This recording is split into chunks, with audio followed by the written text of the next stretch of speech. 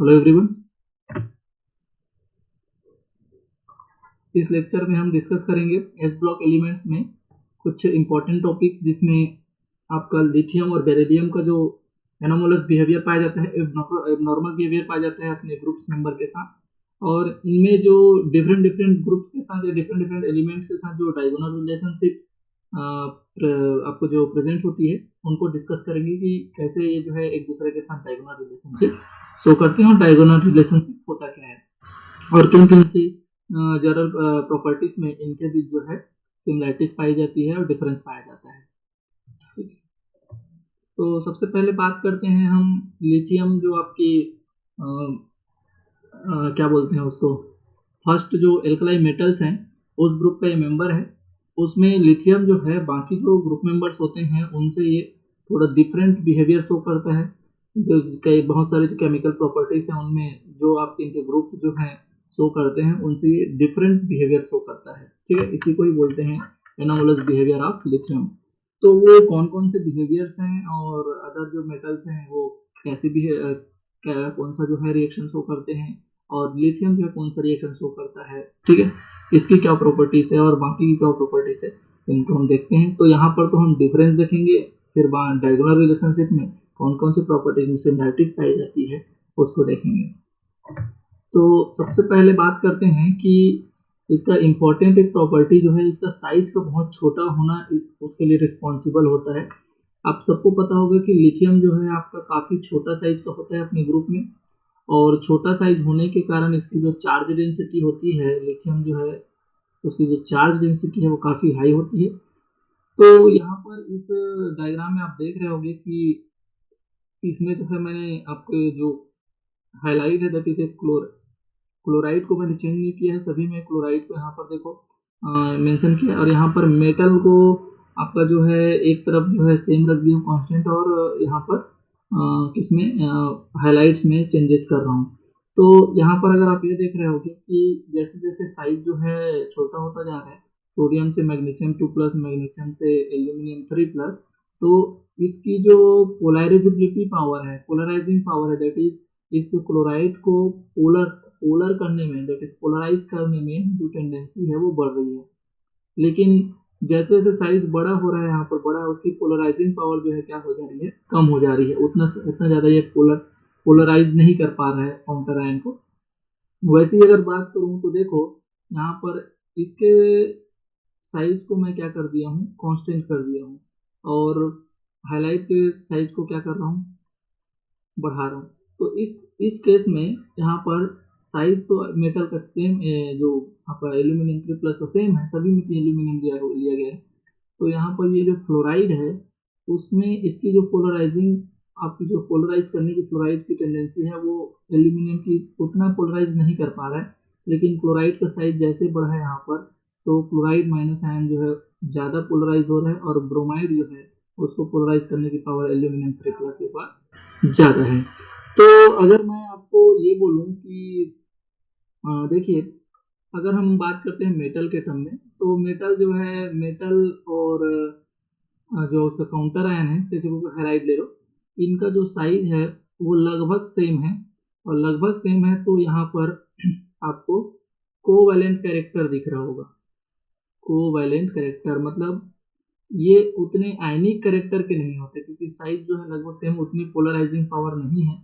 लेकिन जैसे जैसे एल्यूमिनियम का एकदम एल्यूमिनियम छोटा साइज हो गया और क्लोरीन जो है बड़ा साइज हो गया, तो वहाँ पर इनकी साइज में डिफरेंस आ गई। दैट इज वहाँ पर जितना केटायन का जितना छोटा साइज, उतनी ही ज़्यादा उसकी पोलराइजिंग पावर होती है। तो देखो यहाँ पर क्लोराइड को पूरा पोलर, दैट इज यहाँ पर ऊपर से नीचे आने पर आयनिक कैरेक्टर बढ़ रहा है, आयनिक कैरेक्टर बढ़ रहा है, और कोवैलेंट कैरेक्टर क्या हो रहा है, घट रहा है। वैसे ही अब देखो इन मेटल्स का साइज, जो आपका एल्यूमिनियम है उसके जो साइज हैं, उनके जो है उनको कांस्टेंट करते हैं, तो फ्लोरीन और एल्यूमिनियम की साइज उतनी डिफरेंस नहीं होती एल्यूमिनियम 3+ की। इसलिए यहाँ पर जो है इसमें जो है पोलर कैरेक्टर जो है, दैट इज आयनिक कैरेक्टर जो है वो कम है, और कोवैलेंट कैरेक्टर जो है ज़्यादा है। लेकिन जब आपके हाइलाइट्स जो माइनस आयन है उसकी साइज को बढ़ाया जा रहा है, तो इसकी पोलराइजिंग पावर जो है बढ़ रही है, दैट इज ये क्या कर रहा है, ज़्यादा पोलर कर, दैट इज आयनिक कैरेक्टर जो है यहाँ भी ऊपर से नीचे बढ़ रहा है और कोवेलेंट कैरेक्टर जो है कम हो रहा है। तो यहाँ पर मैं आपको ये समझाना चाह रहा हूँ कि लिथियम तो सबसे छोटा आपका क्या होता है अपने ग्रुप में, इसकी आयनिक रेडियाई होती है। तो छोटा साइज होने के कारण इसकी जो पोलराइज करने की पावर होती है, ठीक है, वो बहुत ज़्यादा बढ़ जाती है और ज़्यादा पोलराइजिंग पावर होने के कारण ये जो है जनरली जो आपके काउंटर आयन है उसको काफ़ी ज़्यादा पोलराइज कर देता है। और जितना ज़्यादा वो पोलराइज करेगा, ऑब्वियसली अगर आपका जितना बड़ा आपका ये जो काउंटर आयन होगा, हाईलाइट होगा, उतना ही उसमें आयनिक कैरेक्टर होगा, ठीक है। और जितना छोटा आपका हाईलाइट होगा उसमें कोवेलेंट कैरेक्टर जो है बढ़ती जाएगी, ठीक है। तो ये होता है आपका polarising power of lithium plus. और ये हाई इसलिए होता है क्योंकि इसकी साइज जो है काफ़ी छोटी होती है, इसकी चार्ज डेंसिटी इसमें बहुत हाई होती है। देखिए, ज़्यादा आपका जो पोलराइजिंग पावर होने के कारण जब आपका जो है छोटे आपके जो जैसे जैसे आपके जो छोटे आपके हाइलाइट्स हैं उनमें कोवेलेंट कैरेक्टर जो है क्या हो जाता है, बढ़ जाता है। और कोवेलेंट कैरेक्टर बढ़ने के साथ साथ यहाँ पर अगर ये बोलें कि बड़ा हाईलाइट इलेक्ट्रॉन जो इलेक्ट्रोनिगेटिव जिसका निगेटिव चार्ज रख आ रहा है उसके साथ उसका आयनिक कैरेक्टर जो है काफ़ी क्या हो जाता है, बढ़ जाता है, ठीक है। तो ये है आपका कोवेलेंट कैरेक्टर का बढ़ना। और ये इसलिए बताया जा रहा है क्योंकि आप जनरली ध्यान देते होंगे तो लिथियम जो है, चलो मान लो लिथियम क्लोराइड बन गया और इसी फैमिली का क्या है सोडियम क्लोराइड बन गया, इसी फैमिली का जो है KCl बन गया। तो आप सबको पता होगा कि NaCl जो है और KCl जो है ये सब क्या होते हैं, आयनिक इन नेचर होते हैं। तो मेटल्स के जो हाइलाइट्स हैं उनको आयनिक नेचर का होना चाहिए, लेकिन लिथियम का जो पोलराइजिंग पावर है वो काफ़ी ज़्यादा है, इसलिए ये जो है आपका कोवेलेंट कैरेक्टर को बढ़ा देता है, ठीक है। लेकिन इसमें ना आप एक चीज़ को ध्यान देना, आई थिंक मैं आपको ना ये थोड़ा सा मिस कॉन्सेप्ट पढ़ा दिया। ये आयनिक कैरेक्टर नहीं बढ़ेगा बल्कि कोवेलेंट कैरेक्टर बढ़ेगा। उल्टा हो गया थोड़ा सा ये कोवेलेंट कैरेक्टर, एक बार मैं इसको चेक करूंगा, थोड़ा सा डाउट हो रहा है मेरे को, ठीक है। तो कोवेलेंट कैरेक्टर बढ़ना चाहिए, आयनिक कैरेक्टर जो है आपका क्या होना चाहिए, घटना चाहिए, क्योंकि सोडियम क्लोराइड जो है ये आयनिक होगा, मैग्नीशियम क्लोराइड थोड़ा सा उससे कम आयनिक होना चाहिए, एल्यूमिनियम क्लोराइड उससे और कम आयनिक होना चाहिए। तो यहाँ इसको थोड़ा सा चेक करेंगे अपन, कोई दिक्कत नहीं है। इसको मैं आपको ना एक चेक करके आपको मैं ग्रुप में अपडेट कर दूंगा, ठीक है, कि इसमें जो है ऊपर से नीचे आने पर टेंडेंसी क्या होगी, मुझे थोड़ा डाउट जा रहा है। तो चलो इस स्लाइड को मैं थोड़ा सा वो कर दूंगा। हाँ, लेकिन ये ध्यान रखेंगे आप कि जितना ज़्यादा पोलराइजिंग इफेक्ट होगा उतना ही ज़्यादा कोवेलेंट कैरेक्टर आएगा, ठीक है। Yes sir. बाकी ये वाला जो टर्म है इसको मेरे थोड़ा सा डाउट है, इसमें समझ नहीं आ पा रहा है कि जनरली इसका तो आयनिक ज़्यादा होना चाहिए, इसमें जो है कोवेलेंट ज़्यादा होना चाहिए, तो उल्टा शायद उल्टा बता डाला मैं, ठीक है। इसको मैं एक बार चेक करूँगा, ठीक है। एनामलस बिहेवियर ऑफ लिथियम में नेक्स्ट से ना पंखा चालू कर देता हूँ, बहुत गर्मी है।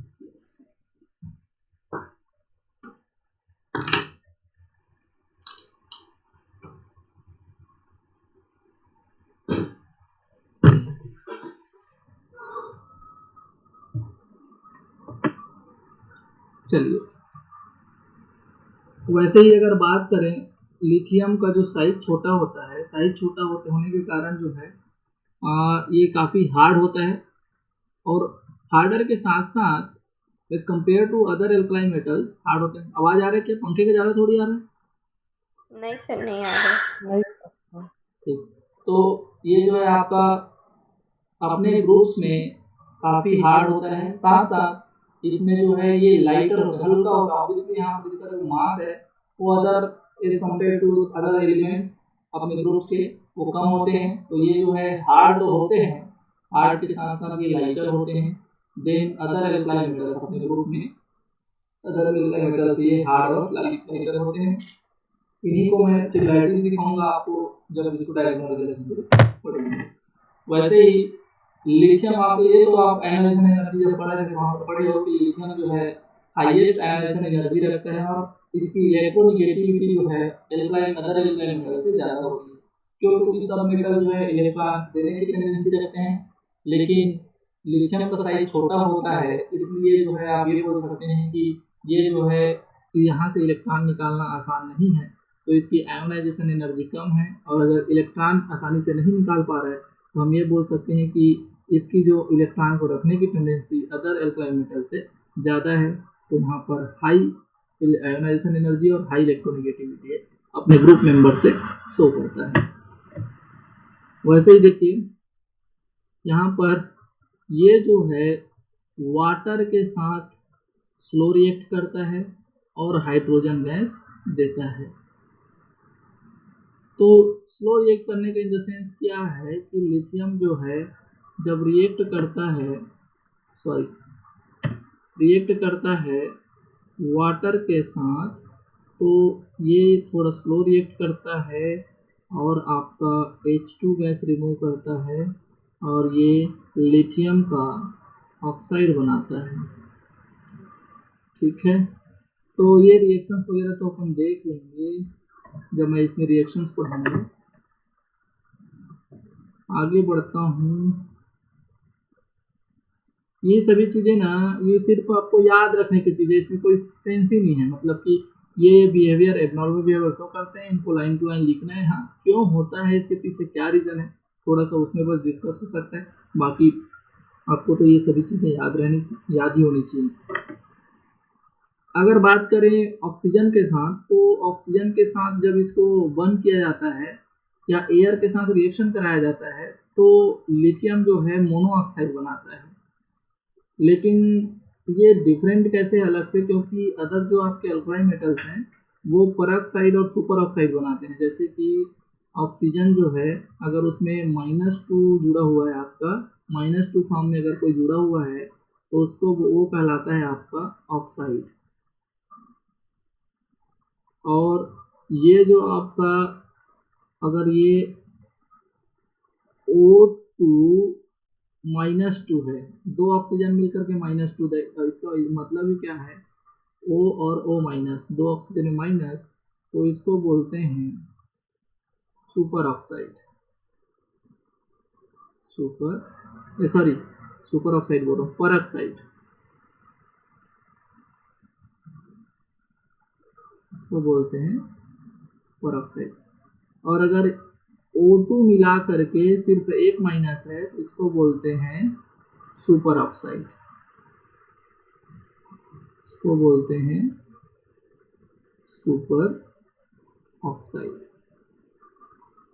ठीक है भाई, तो होता क्या है लिथियम जो Li2O बनाता है, Li2O दैट इज ऑक्सीजन में 2 माइनस होगा, तो एक तरफ ये लिथियम जो है प्लस और आपका दूसरा लिथियम जो है ये प्लस और ऑक्सीजन में 2 माइनस, तो यहाँ पर इसको बोलते हैं मोनोऑक्साइड। ठीक है, लेकिन आपके जो NO2 सोडियम जो होता है वो आपका Na2O2 बना लेता है। Na2O2 का मतलब क्या है कि आपके ये जो आपके दो ऑक्सीजन है इसमें माइनस और दो ऑक्सीजन में इसमें माइनस है, तो एक तरफ एक सोडियम प्लस और दूसरे तरफ दूसरा सोडियम प्लस, तो यहाँ पर दो ऑक्सीजन मिल करके 2 माइनस रखें, तो ऐसा लिंकेज जब हो तो इसको बोलते हैं परऑक्साइड। लेकिन पोटेशियम और जो हायर आपके जो मेटल्स होते हैं इस ग्रुप में, पोटेशियम हो गया, सीजियम हो गया, वो सुपर ऑक्साइड बनाते हैं, मतलब फार्मूला दैट इज KO2 हो गया। और KO2 तो आप सबको पता है कि भाई पोटेशियम में तो एक ही प्लस देने की टेंडेंसी होती है, तो पोटेशियम प्लस फॉर्म में है, तो ऑब्वियसली अगर ये न्यूट्रल कंडीशन में है तो दोनों O2 मिला करके एक माइनस रखे होंगे, और जब ऐसा फॉर्म में ऑक्सीजन प्रेजेंट होता है तो इसको बोलते हैं सुपर ऑक्साइड। तो हम क्या पढ़ रहे हैं, abnormal behaviour of lithium. Simple सी बात क्या है कि जब कंसंट्रेशन को और ऑक्सीजन के बढ़ाया जाता है तो इसका मोनोऑक्साइड, परऑक्साइड और सुपर ऑक्साइड में चेंज नहीं होता, बल्कि ये क्या बनाता है, सिर्फ मोनोऑक्साइड बना सकता है। लेकिन बाकी लोग जो है सुपर ऑक्साइड और परऑक्साइड भी बनाते हैं।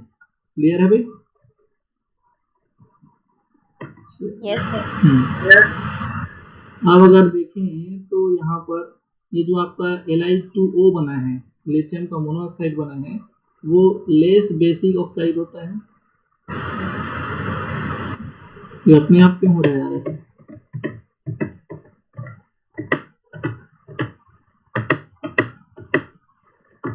ठीक, तो ये जो है आपका क्या है, लेस बेसिक ऑक्साइड है देन अदर एल्कलाई मेटल्स। मतलब इसकी जो प्रोटॉन लेने की टेंडेंसी जो है वो और बाकी लोगों से कम है।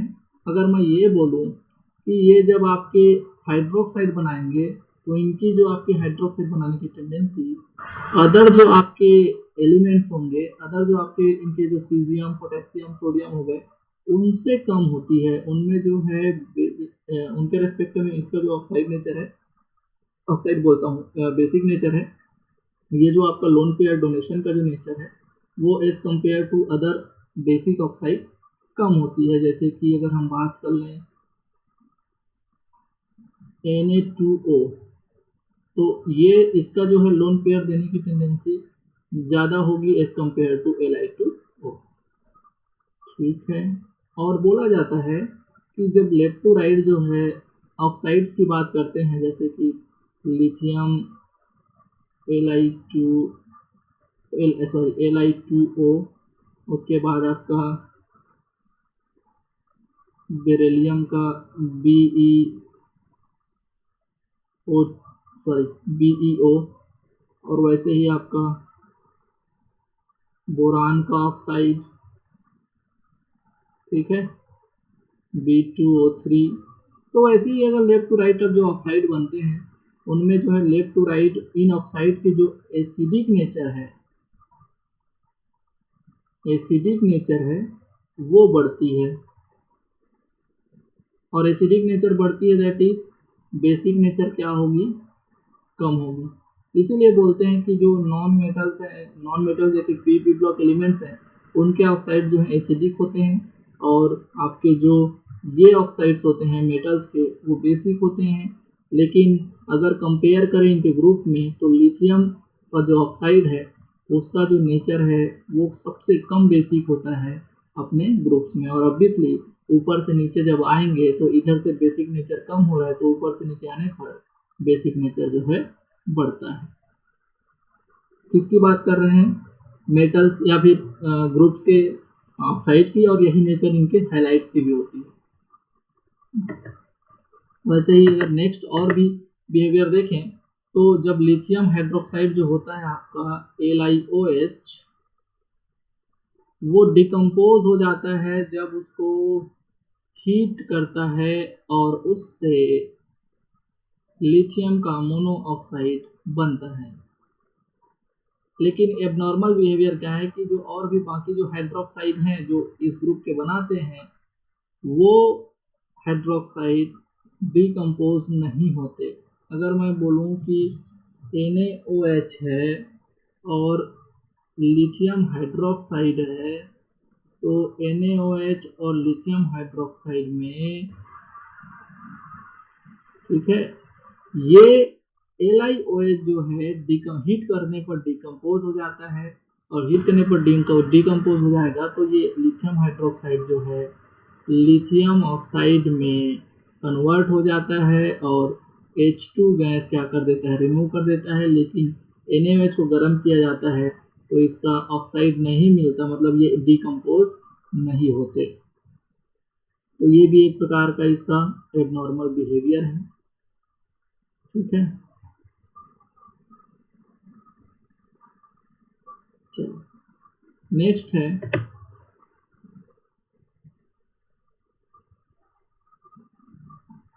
एक सेकेंड देख लो, यहाँ पर तो रिएक्शंस भी दिखाए हैं। सर तो KOH डिकम्पोज होगा कि नहीं? क्या चीज? KOH हाँ क्या चीज? हेलो, कोएट करेंगे तो डिकम्पोज होगा कि नहीं? आवाज नहीं आ रहा है यार, एक सेकेंड ना, क्या बोलना चाह रहे हो? जो एक सेकेंड में ईयरफोन लगा दूँ।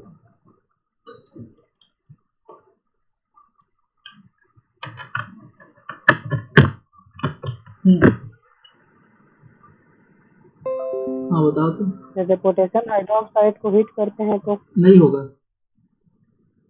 नहीं होगा ना? हाँ, जैसे कि देखो यहाँ पर इसके अगर 2 मॉलिक्यूल्स ले लिया मैं, 2 मॉलिक्यूल्स, एक मॉलिक्यूल लेकर के फिर 2 मॉलिक्यूल्स ले लिया, तो ये H2 गैस में करके वाटर जो है वाटर रिमूव करने लग गए, नंबर ऑफ हाइड्रोजन इसके पास बढ़ गए, ठीक है। और अगर आप मैं इसको 2 इक्विवेलेंट लेता हूँ तो एक ऑक्सीजन भी बच गया, और एक ऑक्सीजन बच गया तो वो जो है वाटर H2 के साथ रिएक्शन करके H2O के फॉर्म में रिलीज हो जाएगा। तो अल्टीमेटली यहाँ पर लिथियम का ऑक्साइड्स बनता है। अच्छा, तुम ये बोल रहे थे कि ये KOH जो है डिकम्पोज होगा कि नहीं, तो देखो सिर्फ लिथियम हाइड्रोक्साइड जो है सिर्फ डिकम्पोज होता है, बाकी जो अल्कलाई मेटल्स उनके हाइड्रोक्साइड होते हैं, caesium hydroxide, sodium hydroxide, potassium hydroxide, ये डिकम्पोज नहीं होगा। मतलब ये जो है आपके अपने ऑक्साइड्स में चेंज नहीं होते गर्म करने पर, ठीक है। हाँ लेकिन ये जो आपके मेटल्स के वो होते हैं ना, मतलब ये अल्कलाई मेटल्स, जैसे कि अगर मैं इनके ऑक्साइड्स लेता हूँ, उनको वाटर के साथ रिएक्शन कराता हूँ, तो वो एक प्रकार का एक मेथड है वो उनके हाइड्रोक्साइड बनाने का।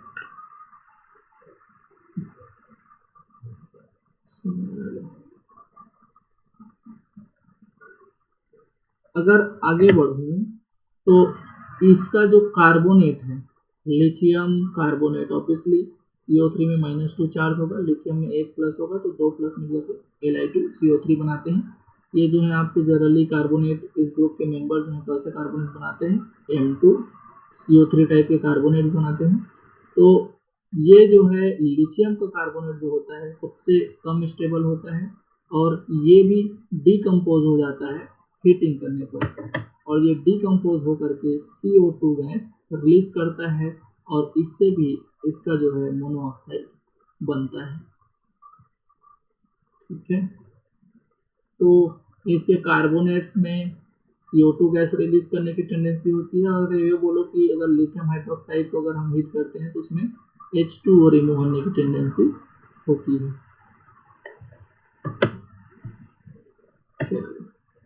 बहुत सारे इसके नॉर्मल बिहेवियर्स हैं, देख लो, जितना आप याद कर सकते हैं उतना आप आसानी से आप इसको याद रख लें, बाकी इतना आसान नहीं है, वही रटने वाला काम ज़्यादा है इसमें।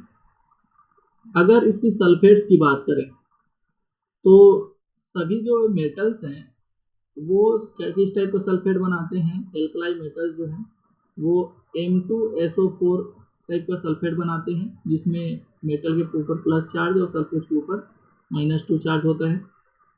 ये एक ऐसा एल्कलाई मेटल सल्फेट होता है जो डबल सॉल्ट नहीं बनाता, डबल सॉल्ट। और आप ये सब आसानी से जानते होंगे कि डबल सॉल्ट, मोनो सॉल्ट, ये सब क्या होते हैं, कोऑर्डिनेशन कंपाउंड में पढ़े होंगे, ठीक है। जैसे कि ये आपका एलम जानते हो क्या, एलम, एलम वगैरह पढ़ते हो, मोहर साल्ट पढ़ते हो, मोहर साल्ट, ये हाँ सभी, सर। हाँ ये सभी क्या होते हैं, डबल सॉल्ट होते हैं। उसमें जो है जैसे मान लो ये मैग्नीशियम सल्फेट प्रेजेंट है, तो इसी में ही साथ साथ में आपका जो है अमोनियम सल्फेट भी प्रेजेंट हो गया, ठीक है। जैसे कि मोहर साल्ट को शायद फेरस अमोनियम सल्फेट तो बोलते हैं, तो इसमें FeSO4 और आपका NH4SA4, तो देखो यहाँ पर ये FeSO4 भी है, NH4SO4 भी है, तो ये तो एक प्रकार का डबल साल्ट है, लेकिन ये एक साथ पाया जाता है, तो वैसे ही इनको बोलते हैं डबल साल्ट। तो ये जो लिथियम सल्फेट जो है वो डबल साल्ट बनाने की टेंडेंसी नहीं रखता, लेकिन सोडियम और जो पोटेशियम या फिर ये जो आपके एल्कलाई जो अर्थ एल्कलाई मेटल्स होते हैं, एल्कलाइन अर्थ मेटल्स, उनमें जो है डबल साल्ट बनाने की टेंडेंसी पाई जाती है, लेकिन हाँ कुछ कुछ में नहीं होती। जैसे कि अगर ये डायगोनल रिलेशनशिप शो करेगा मैग्नीशियम के साथ, तो देखते हैं कि ये जो है डबल सॉल्ट बनाता है कि नहीं, क्योंकि लिथियम तो नहीं बना रहे। चेक करेंगे कि मैग्नीशियम जो बनाता है कि नहीं, इनके साथ डायगोनल रिलेशनशिप तो होता है, तो प्रॉपर्टीज को लगभग सेम होनी चाहिए। वैसे ही अगर और नेक्स्ट प्रॉपर्टी की बात करें, तो लिथियम को जब अमोनिया के साथ रिएक्शन कराया जाता है तो ये कुछ डिफरेंट टाइप के प्रोडक्ट बनाता है। जैसे कि भाई ऑब्वियसली सब मेटल एल्कलाइन मेटल्स में +1 चार्ज रखने की टेंडेंसी है, तो अगर इसको अमोनिया के साथ रिएक्शन कराएंगे तो ये NH2 में माइनस, दैट इज एमाइड बनाना चाहिए, ठीक है। लेकिन ये एमाइड नहीं बनाता, जैसे ऑक्सीजन के साथ रिएक्शन करके ऐसे बन जाना था कि यहाँ पर ये सपोज मान लो कि ये Li था और ये Li था, Li2O बना लिया। तो यहाँ पर क्यों ना भाई एक हाइड्रोजन को बस रिमूव करके, अमोनिया के एक हाइड्रोजन को बस रिमूव करके और उस एक हाइड्रोजन के जगह पर यहाँ पर लिथियम आ जाता और ये LiNH2 बनाता, जो कि बाकी मेटल्स कर रहे हैं। लेकिन लिथियम जो है क्या करता है, दो हाइड्रोजन को रिप्लेस करता है, और दो हाइड्रोजन को रिप्लेस करके दैट इज Li2NH इमाइड बनाता है। क्या बनाता है, इमाइड। यहाँ पर NH जो है -2 फॉर्म में है, NH जो है -2 फॉर्म में है, और आपका ये NH2 जो है एक हाइड्रोजन बस निकला है, मतलब यहाँ पर ये -1 फॉर्म में है। इसको बोलते हैं इमाइड, इसको बोलते हैं एमाइड। NH2 में अगर एक माइनस है तो एमाइड कहलाता है, सोडामाइड, पोटेशियम एमाइड, ठीक है। लेकिन जब उसमें माइनस चार्ज होता है तो एमाइड ना होकर के वो इमाइड हो जाता है, ठीक है। और जब ये आपके और -3 हो जाएगा तो वो आपका नाइट्राइड हो जाएगा, और N-3,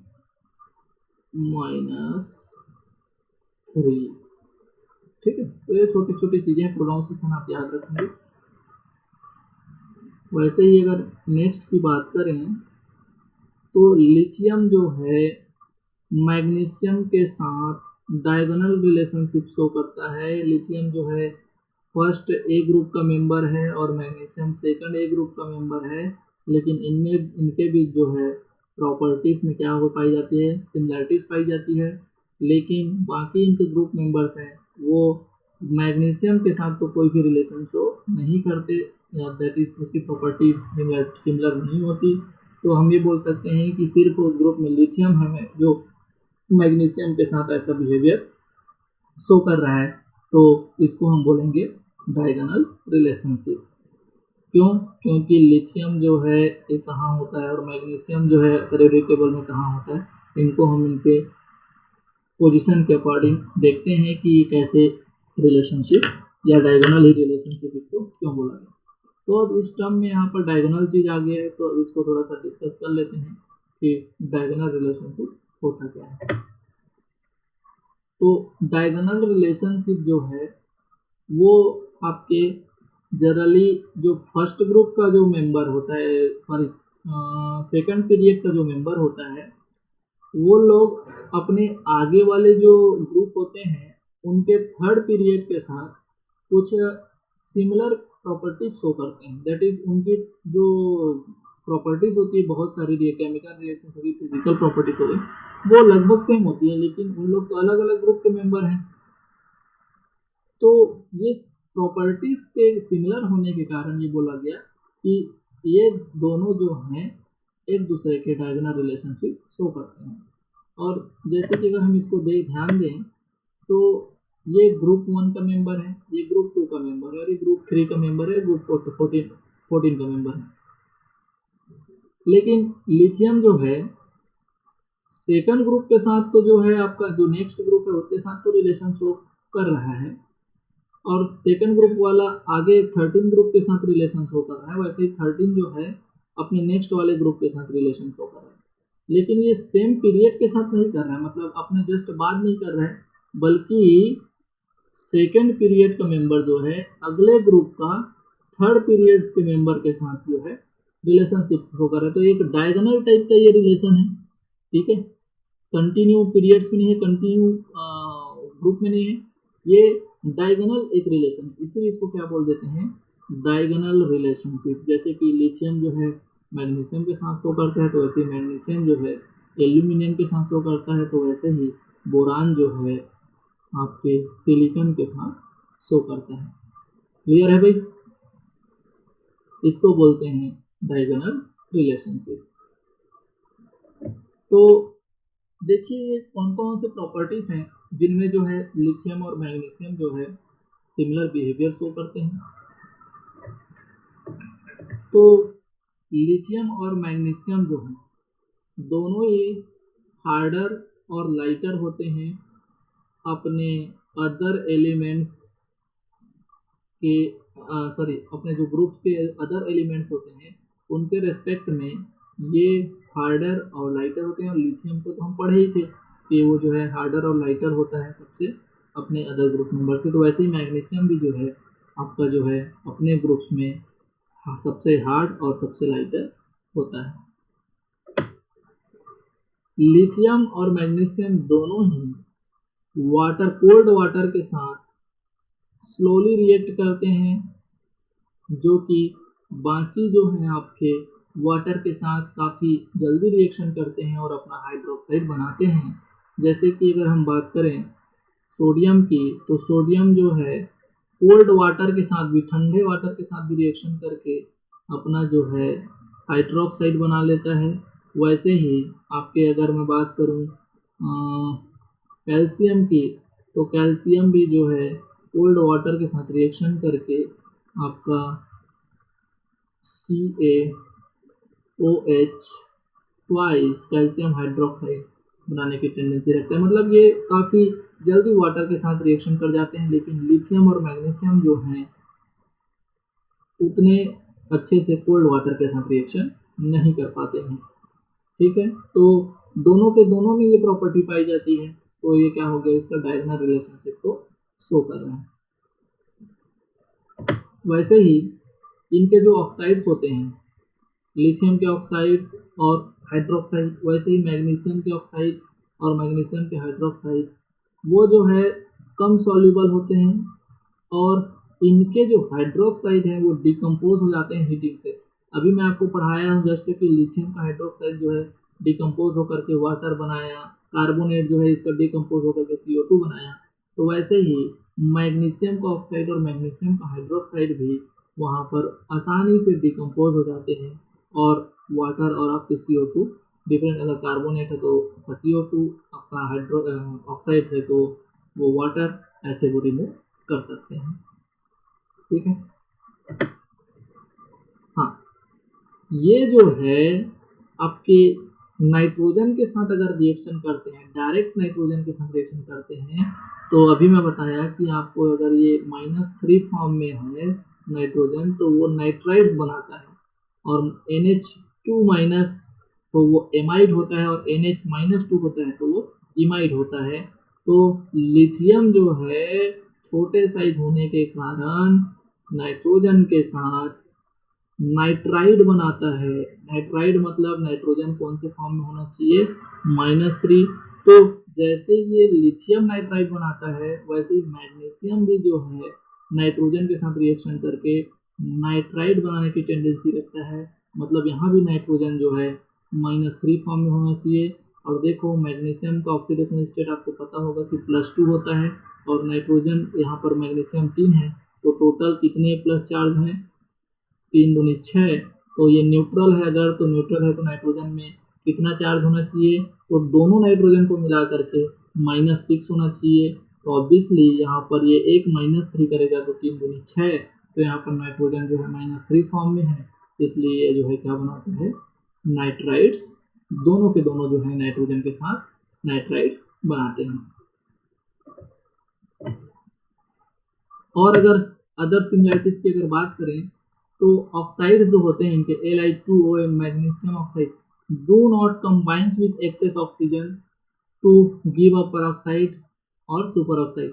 अच्छा, इसको तो हम पहले ही पढ़ चुके हैं कि लिथियम जो है मोनोऑक्साइड बनाता है, लेकिन सोडियम जो है परऑक्साइड और सुपर ऑक्साइड बनाने की टेंडेंसी रखता है। हायर जो आपके ऑक्साइड्स मेटल्स होते हैं, एल्कलाई मेटल्स, वो तो सुपर ऑक्साइड बनाने की टेंडेंसी रखते हैं, मतलब और ऑक्सीजन के साथ जुड़ करके Na2O2 KO2, ठीक है, ऐसे बनाने की टेंडेंसी रखते हैं। तो वैसे ही मैग्नीशियम भी जो है मोनो ऑक्साइड बनाता है। मैग्नीशियम जो है इसमें +2 फॉर्म में और आपका जो है ऑक्सीजन -2 फॉर्म में होता है।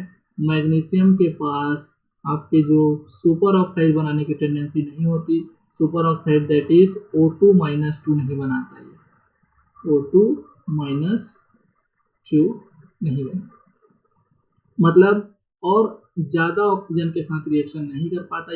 ये बोलता है कि एक ऑक्सीजन बस दे दो, हम मोनो ऑक्साइड से बनाएंगे। तो ये भी इनकी एक सिमिलैरिटीज है, दोनों में सेम प्रॉपर्टीज पाई जा रही हैं। कैसे हो गया, एक सेकेंड।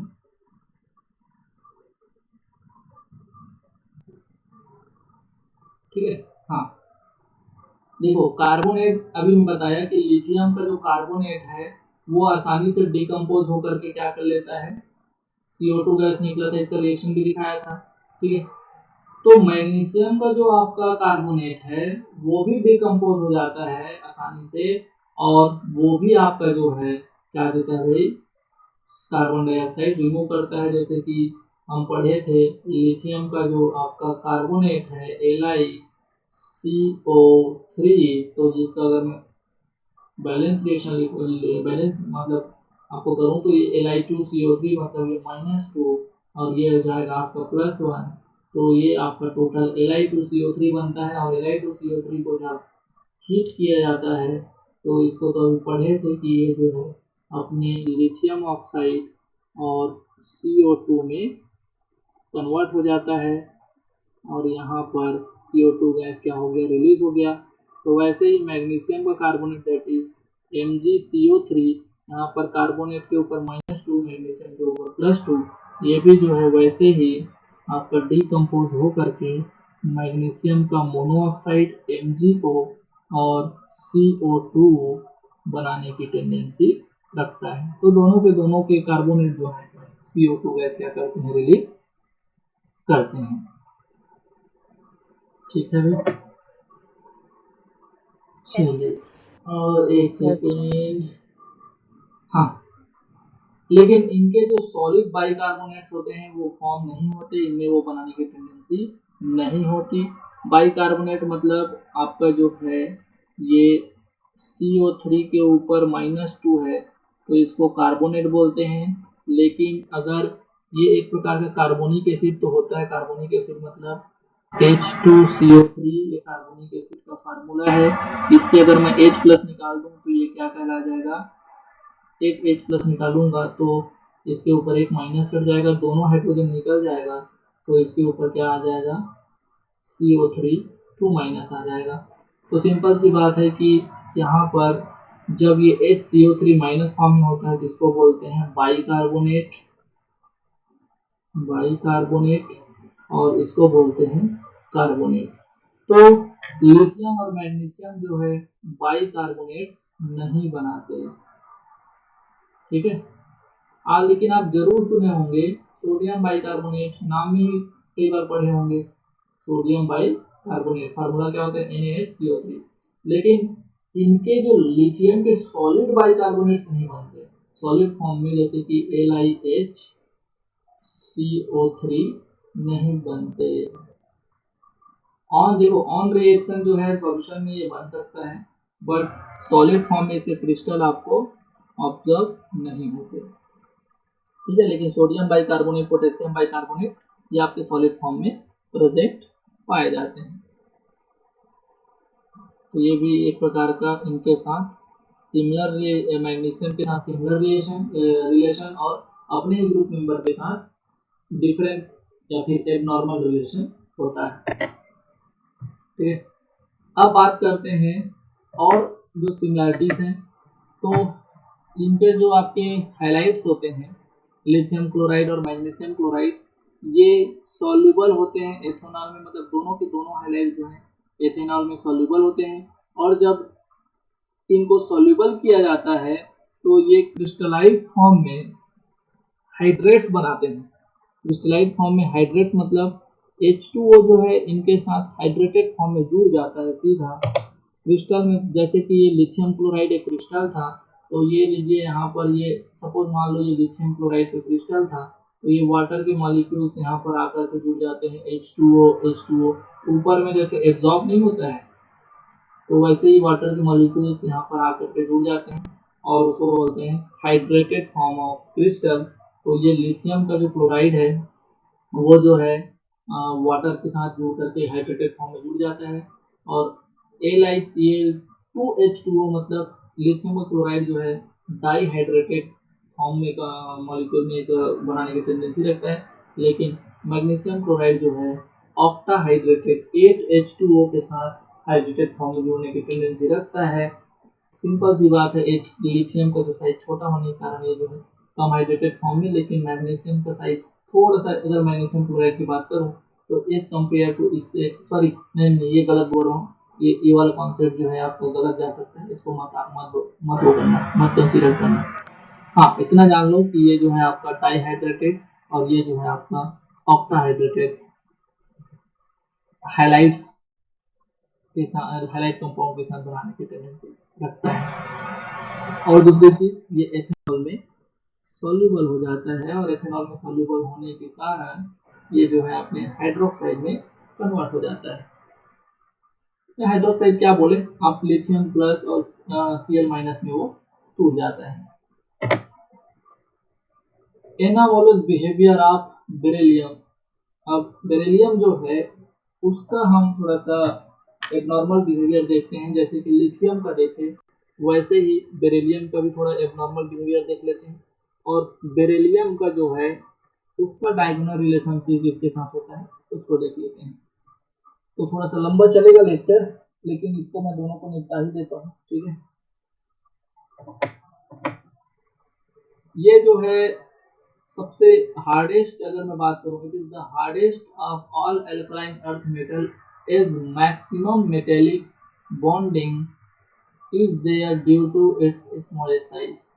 तो सबसे आपका जो है हार्डेस्ट अपने एल्कलाइन अर्थ मेटल्स में तो यही है, लेकिन अगर बात करें मैग्नीशियम के बात करें तो लिथियम जो है, लिथियम के रेस्पेक्ट में मैं वहां पर आपको बताया था कि ये आपके जो है मोर हार्डर एंड लाइटर, मैग्नीशियम को बोला था अपने ग्रुप्स में जो है हार्डर के साथ साथ सबसे कम लाइटर जो है यही होते हैं, लेकिन वो हार्ड तो होता है, लेकिन अगर मैं बात करूं बेरिलियम की, तो बेरिलियम जो है उसका साइज जो होता है मैग्नीशियम से भी छोटा होता है, और मैग्नीशियम से भी छोटा होने के कारण ये जो है सबसे हार्डेस्ट होता है आपके अपने ग्रुप में,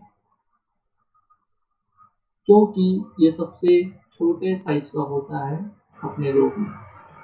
लेकिन हार्डर के साथ साथ लाइटर जो है वो प्रॉपर्टी जो होती है मैग्नीशियम के साथ होती है। मेल्टिंग पॉइंट और बॉइलिंग पॉइंट जो होती है बेरिलियम की हाईएस्ट होती है, और इसको तो मैं जब एस ब्लॉक का पहला लेक्चर पढ़ाया था तो वहाँ पर बताया था कि आयोनाइजेशन एनर्जी को आप क्या कर दीजिए, कम कर दीजिए, मेल्टिंग पॉइंट और बॉइलिंग पॉइंट जो बढ़ जाएगी, आयोनाइजेशन एनर्जी को आप कम कर दीजिए, सॉरी बढ़ा दीजिए, तो वहाँ पर उसकी बॉइलिंग पॉइंट जो है बढ़ जाएगी।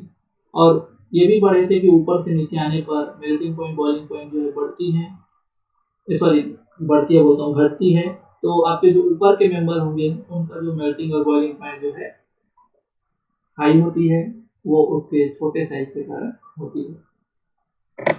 नेक्स्ट अगर बात करें तो ये जो है सबसे कम रिएक्टिव होता है अपने ग्रुप में, और सिंपल सी बात है सबसे छोटा साइज होने के कारण इसके इलेक्ट्रॉन को आसानी से निकाला नहीं जा सकता और आसानी से इलेक्ट्रॉन रिमूव नहीं किए जा सकते, इसलिए इसकी जो आयोनाइजेशन पोटेंशियल हाई होती है, और आयोनाइजेशन पोटेंशियल हाई होने के कारण ये बोलते हैं कि हम इलेक्ट्रॉन देना नहीं चाहते, मतलब हम जो है कम रिएक्टिव है, हमको रिएक्शन करना नहीं है। नेक्स्ट अगर बिहेवियर की बात करें तो इसकी जो है चार्ज डेंसिटी काफ़ी हाई होती है, और सिंपल सी बात है चार्ज डेंसिटी काफ़ी हाई होगी तो पोलराइजिंग इफेक्ट जो है हाईएस्ट होगा, और पोलराइजिंग इफेक्ट हाईएस्ट होगा तो उसकी कोवैलेंट बॉन्ड बनाने की टेंडेंसी ज़्यादा होगी as compared to ionic bond.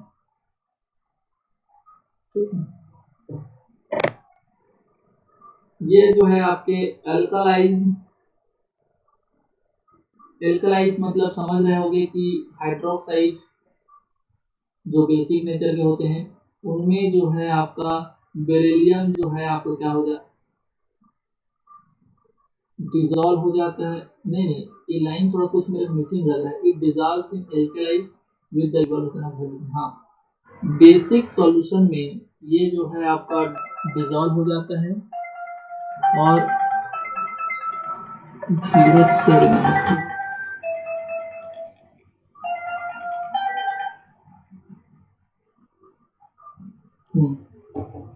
Hello, क्या हो गया?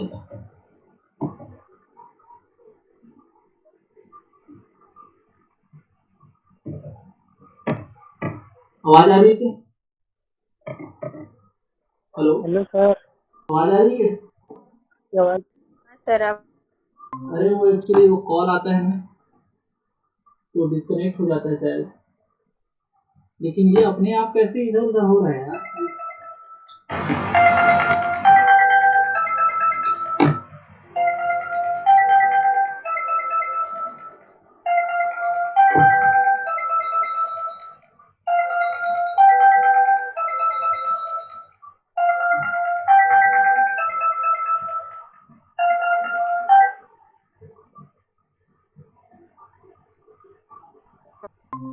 हेलो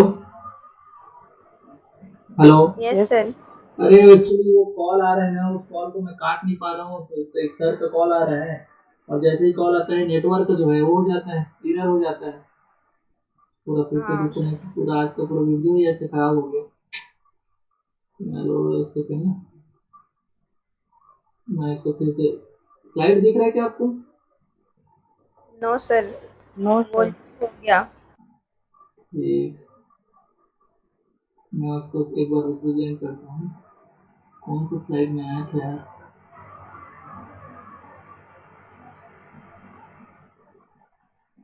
ठीक है।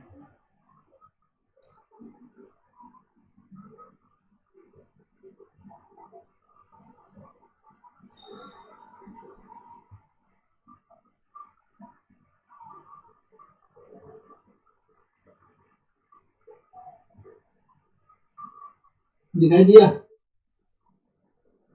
Yes sir. Yes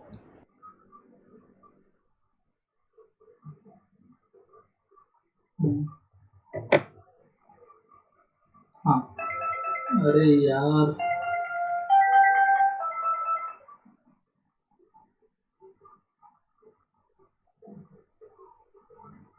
hello hello.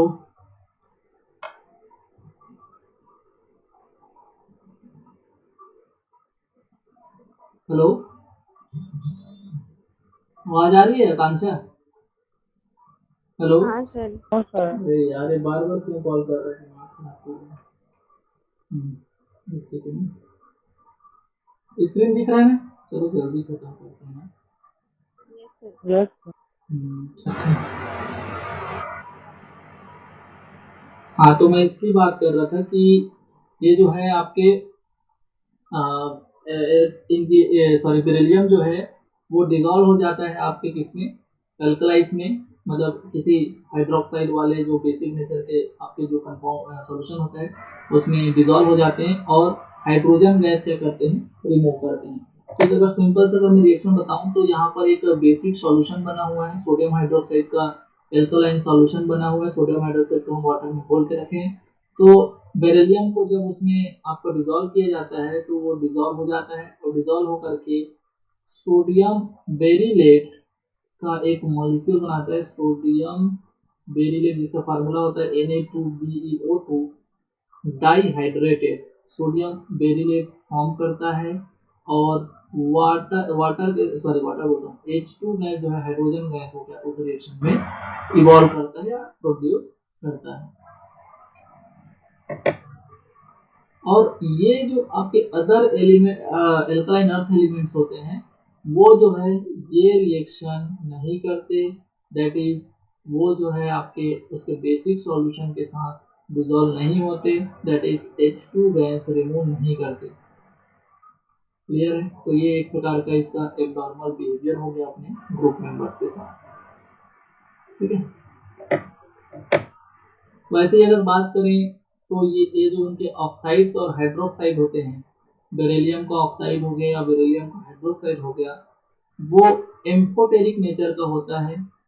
ठीक है, एम्फोटेरिक नेचर दैट इज वो बेसिक के साथ साथ एसिडिक बिहेवियर भी शो करता है।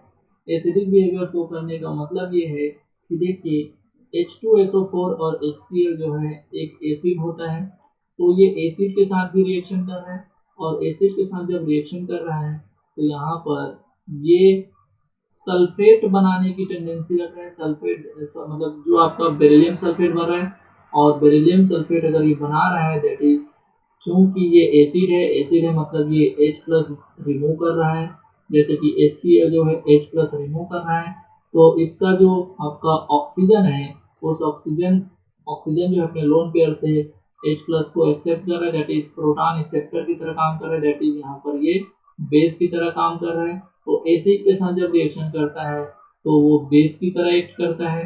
वैसे ही इसका हाइड्रोक्साइड भी है, तो हाइड्रोक्साइड तो इसका बेसिक होगा ही, तो ऑब्वियसली अगर ये एसिड के साथ कांटेक्ट में आता है तो ये जो है बेस की तरह बिहेव कर रहा है। लेकिन यही आपके ऑक्साइड्स और हाइड्रोक्साइड जो है जब बेस के साथ रिएक्शन कर रहा है, तो ये जो है अगर बेस के साथ भी रिएक्शन कर पा रहा है, ऑब्वियसली ये कैसा बिहेव कर रहा है, एसिड की तरह बिहेव कर रहा है और अपना ऑक्साइड्स में कन्वर्ट हो जा रहा है।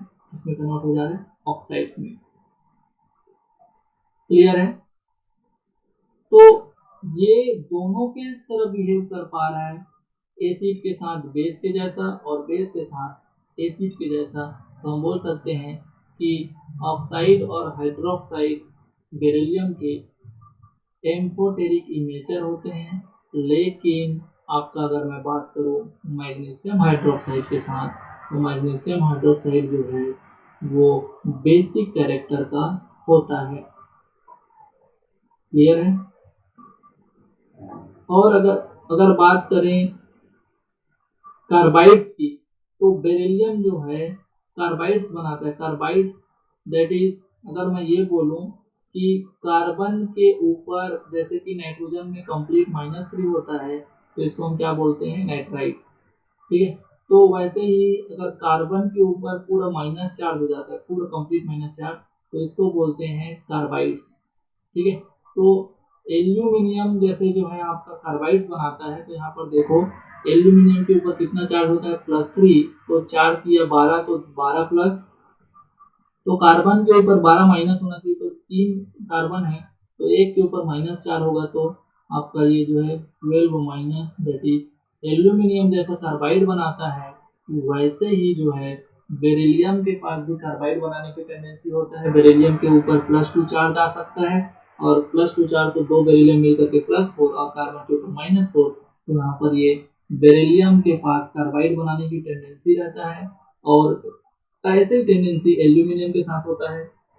तो आगे आप यही तो पढ़ने जा रहे हैं कि एल्यूमिनियम और बेरिलियम में डायगोनल रिलेशनशिप होता है, और ये दोनों ही जो है आपके इनके कार्बाइड्स को अगर आप हाइड्रोलिसिस कराते हैं, हाइड्रोलिसिस मतलब H2O के साथ रिएक्शन कराते हैं, तो ये जो है मेथेन देता है। मेथेन देता है मतलब कार्बन के ऊपर -4 है, तो जैसे जैसे ये हाइड्रोजन रिमूव करेगा वाटर, तो 4 हाइड्रोजन को ये क्या कर लेता है, ऐड कर लेता है, और 4 हाइड्रोजन को जब ऐड करेगा तो ये CH4 बनाएगा, और CH4 क्या होता है, मेथेन। तो दैट इज हाइड्रोलिसिस से ये जो कार्बाइड्स हैं वो मेथेन गैस क्या करते हैं, रिमूव करते हैं।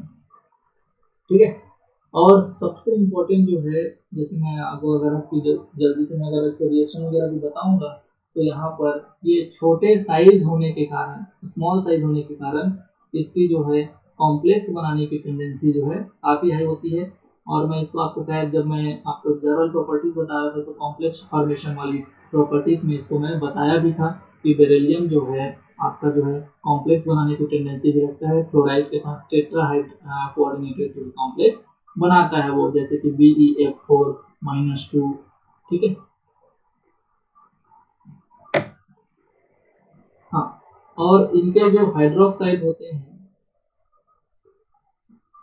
इनके जो हाइड्रोक्साइड होते हैं वो वाटर में इनसॉल्युबल होते हैं, क्योंकि इनके जो हाइड्रोक्साइड छोटा साइज होने के कारण से पोलराइजिंग पावर ज़्यादा होता है।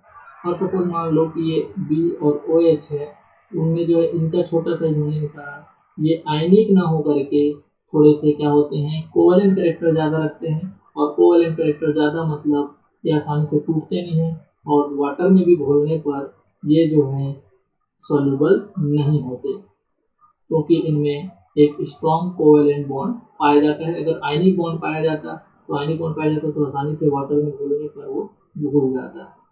ठीक है, जैसे देखो ये बेरिलियम का जो कार्बाइड्स है, आसानी से जो है हाइड्रोलिसिस मतलब वाटर में तो इसको घोलेंगे तो वाटर में घुलने पर ये जो है डिजॉल्व हो गया, और डिजॉल्व करके रिएक्शन करके मेथेन गैस प्रोड्यूस कर दिया। अब बात करते हैं डायगोनल सिमिलरिटीज की, कि कैसे बेरिलियम और एल्यूमिनियम जो है डायगोनल रिलेशनशिप शो करते हैं, जैसे कि आपका लिथियम और मैग्नीशियम शो कर रहा था। तो बहुत सारे प्रॉपर्टीज जो है एल्यूमिनियम और बेरिलियम की मिलती हैं। ये जो है आपके छोटे साइज होने के कारण जो है इलेक्ट्रोनिगेटिविटी और इनका जो आपका चार्ज बाय रेडियस है, चार्ज बाय रेडियस मतलब समझ लो कि बेरिलियम जो है, बेरिलियम के ऊपर कितना चार्ज होता है +2, और इसका जो रेडियस है मतलब जो साइज है वो जो है आपका एल्यूमिनियम के ऊपर कितना चार्ज होता है +3, और इसका जो चार्ज होगा तो ये चार्ज बाय रेडियस जो रेशियो है वो लगभग सेम होती है। दैट इज इसकी इलेक्ट्रोनिगेटिविटी है, इलेक्ट्रोनेगेटिव इन द सेंस कि बेरिलियम +2 की जो इलेक्ट्रॉन को खींच के रखने की टेंडेंसी, और एल्यूमिनियम +3 की इलेक्ट्रॉन खींच के रखने की टेंडेंसी लगभग सेम होती है, because of same charge by radius ratio. दोनों ही जो है आपके मेटल्स हैं वो फेयरली रेजिस्टेंस होते हैं। रेजिस्टेंट मतलब इनके जो आपके एसिड्स का रिएक्शन आसानी से नहीं होता, क्योंकि बेरिलियम और एल्यूमिनियम जो होता है, आप देखे होंगे कि एल्यूमिनियम के ऊपर वो आपके ऊपर में ऑक्साइड्स बना लेते हैं। ऑक्साइड्स मतलब आप ये मान लो कि अगर ये एल्यूमिनियम है तो इसके ऊपर में वो जल्दी से एयर के साथ रिएक्शन, एयर में ऑक्सीजन है तो उसके साथ ये रिएक्शन करके ऊपर में ऑक्साइड का लेयर बना लेते हैं। और ऑक्साइड का लेयर बनाने के कारण अब जैसे ही आपका जो है एसिड इसके ऊपर आता है तो एसिड के साथ ये उतना रिएक्शन नहीं करते। क्यों? क्योंकि भैया एसिड बहुत खतरनाक चीज होता है, ये आसानी से रिएक्शन करता है बहुत सारी चीजों के साथ, लेकिन चूंकि इसके ऊपर ऑक्साइड्स का लेयर बन गया है तो वो लेयर जो है उसको प्रोटेक्ट कर रहा है, और प्रोटेक्ट करने के कारण आप ये बोल सकते हैं कि ये बेरिलियम और एल्यूमिनियम के जो आपके मेटल्स होते हैं वो रेजिस्टेंस शो करते हैं, आसानी से एसिड के साथ रिएक्शन नहीं करते। लेकिन कब? जब उनके ऊपर प्रोटेक्टिव लेयर बन जाता है ऑक्सीजन ऑक्साइड का, जब वो ऑक्सीजन के साथ रिएक्शन करते हैं, और ऑब्वियसली ऑक्सीजन एटमॉस्फेयर में प्रेजेंट होता है तो वहां पर वो आसानी से ऑक्साइड के लेयर बना लेते हैं। हाँ, दोनों ही मेटल जो होते हैं स्ट्रॉन्ग एल्केलाई के साथ, स्ट्रॉन्ग एल्केलाई के साथ जो है आपका रिएक्शन कर जाते हैं, बहुत आसानी से रिएक्शन करते हैं, और आपका soluble complex that is beryllate aluminate बनाने की टेंडेंसी रखते हैं। देख लीजिए यहाँ पर स्ट्रॉन्ग एल्केलाई में सॉल्युबल होकर के बेरिलियम का हाइड्रोक्साइड बना लिया, एल्यूमिनियम भी हाइड्रोक्साइड बनाने की टेंडेंसी रखता है। ठीक है, और जब यहाँ पर जैसे कि आप बेरिलेट फॉर्म देखे होंगे तो बेरिलेट का जो आप फार्मूला देखेंगे उसमें सोडियम वोडियम भी प्रेजेंट रहता है, तो एक्चुअल में इसमें -2 चार्ज है, तो बाहर में उसको बैलेंस करने के लिए यहाँ पर Na2 सोडियम आएगा। और सिंपल सी बात है, बेरिलियम को वहाँ पर हम रिएक्शन ही किसके साथ कराए थे, sodium hydroxide that is alkali के साथ वाटर में घोल करके उसको रिएक्शन कराए थे, तो बेरिलेट बना था। ऑब्वियसली वहाँ वो बेरिलियम का हाइड्रोक्साइड बनता है, और हाइड्रोक्साइड में वहाँ पर चूंकि टेट्राहेड्रल हाइड्रोक्साइड बनता है बेरिलियम का, तो वहाँ पर 2- को बैलेंस करने के लिए सोडियम आयन जो है उसके साथ जुड़ा रहता है। ठीक है ना?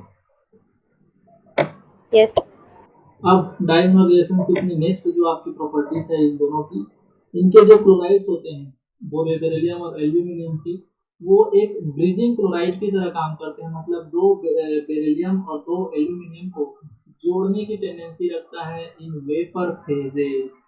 वेपर फेजेस मतलब गैसियस फेजेस में। देखो यहाँ पर इसमें जो है बेरिलियम जो है और क्लोरीन जो है, इसमें एक क्लोरीन जो है दूसरे बेरिलियम के साथ वो उसको जोड़ने का काम कर रहा है, तो ऐसे ही इधर से इसका क्लोरीन इसके साथ इसको जोड़ने का काम कर रहा है। तो ये आपके BeCl2 जो है अलग अलग ना होकर के, BeCl2 अलग अलग ना होकर के यहाँ पर इनमें ब्रिजिंग, क्लोरीन जो ब्रिज की तरह काम कर रहा है और दोनों बेरिलियम के मॉलिक्यूल को, कंपाउंड को एक साथ जोड़ने की टेंडेंसी रख रहा है। वैसे ही एल्यूमिनियम AlCl3 जो है, AlCl3 जो है अलग अलग ना होकर के क्लोरीन जो है दूसरे एल्यूमिनियम को जोड़ने की टेंडेंसी रख रहा है। तो यहाँ पर इन दोनों में ही इनके जो क्लोराइड्स होते हैं उनमें दोनों ही क्लोराइड जो है ब्रिजिंग की तरह काम करते हैं। वहाँ पर वो एक ब्रिजिंग लिगेंड की तरह काम कर रहे हैं। तो दोनों ही में ये प्रॉपर्टी पाई जा रही है। तो हम ये बोल सकते हैं कि इनमें सिमिलरिटीज या डायगोनल रिलेशनशिप प्रेजेंट होती है। एक आप ये बोल सकते हैं कि ये एक प्रकार का एविडेंस है कि इनमें जो है डायगोनल रिलेशनशिप पाया जा रहा है, इनकी प्रॉपर्टीज सेम है। ठीक है भाई। देखो कुछ और बचे, बहुत लंबा हो गया lecture. Salts of these metals form hydrated ions in aqueous solution। Example है, इसको तो पहले भी पढ़ चुके। देखो यहाँ पर ये जो है टेट्राहाइड्रेटेड कॉम्प्लेक्स बना रहा है, लेकिन एल्यूमिनियम जो है हेक्सा कोऑर्डिनेटेड कॉम्प्लेक्स बना रहा है। और यहाँ पर ये H2 है, मतलब बेरिलियम और एल्यूमिनियम जो है, ये बेरिलियम जो है चार वाटर के साथ जुड़ने की टेंडेंसी रख रहा है, कॉम्प्लेक्स फॉर्म कर रहा है। देखिए वैसे ही एल्यूमिनियम भी जो है वाटर के साथ जुड़ करके कॉम्प्लेक्स बनाने की टेंडेंसी रख रहा है। दैट इज यहाँ पर ये 6 वाटर के साथ जुड़ करके ऑक्टाहेड्रल ज्योमेट्री में ये जुड़ रहा है। तो दोनों ही के पास हाइड्रेटेड होने की टेंडेंसी होती है। ठीक है, दोनों ही हाइड्रेटेड बोलता हूँ, मतलब H2O के साथ अगर बोले जुड़ रहा है तो हाइड्रेशन ही हो रहा है, तो H2O के साथ कॉम्प्लेक्स बनाने की टेंडेंसी रख रहा है, जो एक दूसरे के साथ सेम बिहेवियर को शो कर रहा है। ठीक है, तो ये भी एक डायगोनल रिलेशनशिप की प्रॉपर्टी को शो कर रहा है। और इसको तो हम पढ़ ही चुके हैं कि चार्ज और रेडियस रेशियो दोनों का सेम होता है, इसलिए इनमें जो है कॉम्प्लेक्स बनाने की टेंडेंसी काफ़ी हाई होती है। जैसे कि बेरिलियम जो है टेट्राहेड्रल कॉम्प्लेक्स बनाता है, लेकिन एल्यूमिनियम है जैसे कि यहाँ पर वाटर के साथ रिएक्शन करके हेक्सा कोऑर्डिनेटेड ऑक्टाहेड्रल कॉम्प्लेक्स, तो वैसे ही क्लोरीन के साथ भी ऑक्टाहेड्रल कॉम्प्लेक्स और C2O पर ऑक्जेलिक एसिड के साथ भी वो जो है आपका ऑक्टाहेड्रल कॉम्प्लेक्स बना लेता है। तो दोनों में ही जो है आपका कॉम्प्लेक्स बनाने की टेंडेंसी पाया जा रहा है, बेरिलियम के पास भी और एल्यूमिनियम के पास भी। लेकिन अगर हम बात करें अदर एलिमेंट्स, मैग्नीशियम भी जो है आपका क्लोरोफिल वगैरह में कॉम्प्लेक्स बनाता है, लेकिन सभी एलिमेंट जो है वहाँ पर उस ग्रुप के कॉम्प्लेक्स नहीं बनाते। लेकिन बेरिलियम और एल्यूमिनियम दोनों में ही कॉम्प्लेक्स बनाने की टेंडेंसी होता है। एक जो है फ्लोरीन के साथ क्या बना रहा है टेट्राहेड्रल, तो दूसरा जो है ऑक्टाहेड्रल। एक जो है C2O4 के साथ जो है क्या बना रहा है ऑक्जेलेट आयन के साथ टेट्राहेड्रल कॉम्प्लेक्स बना रहा है, तो दूसरा जो है आपका ऑक्टाहेड्रल कॉम्प्लेक्स बना रहे हैं। क्लियर है भाई। अगर कोई किसी को स्ट्रक्चर चाहिए तो एल्यूमिनियम जैसे कि ऑक्जेलिक एसिड के साथ